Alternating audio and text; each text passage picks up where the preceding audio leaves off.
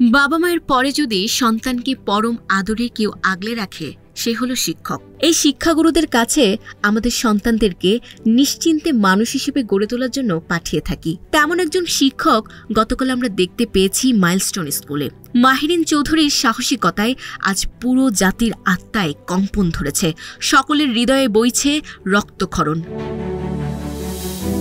পাঠদানে ব্যস্ত সময় পার করা মাইলস্টোন স্কুলে যখন বাংলাদেশ বিমান বাহিনীর প্রশিক্ষণ বিমান আছড়ে পড়ে তখন চারিদিকে আগুনের লেলিহান শিখার উত্তাপ ছড়িয়ে পড়ে।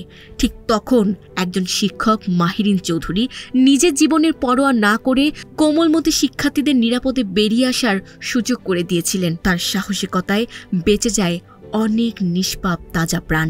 চারদিকে ছড়িয়েছিল আগুন, আর সেই আগুনে দগ্ধ দেহ নিয়ে শিক্ষার্থীরা প্রাণ বাঁচানোর জন্য ছটফট করছিল।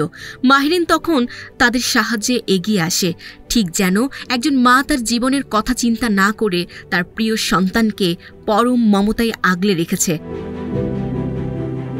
একজন করে অন্তত ২০ জন শিশুকে মাহিরিন চৌধুরী আগুনের মধ্য থেকে টেনে বের করে আনেন। এ সময় তার নিজের মুখ ও শরীর আগুনে পুড়ে গেলেও তিনি থেমে থাকেননি। নিজের জীবন বিসর্জন দিয়ে প্রিয় শিক্ষার্থীদের দিয়েছে নতুন জীবন।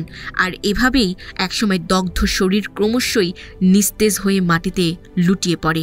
পরে তাকে অবচেতন অবস্থায় উদ্ধার করে হাসপাতালে নিয়ে গেলে সেখানে এই দুনিয়ার মায়া ত্যাগ করে না ফেরা দেশে চলে যান। মানবতার অনুপ্রেরণা স্থাপন করে যাওয়া একজন মাহিরিন হয়তো আর ফিরে আসবে না, তবে তার জন্য রইল সকলের অন্তর থেকে দোয়া। মহান আল্লাহ যেন তাকে জান্নাতের উত্তম স্থান উপহার দেন। Desk report, news flash 71।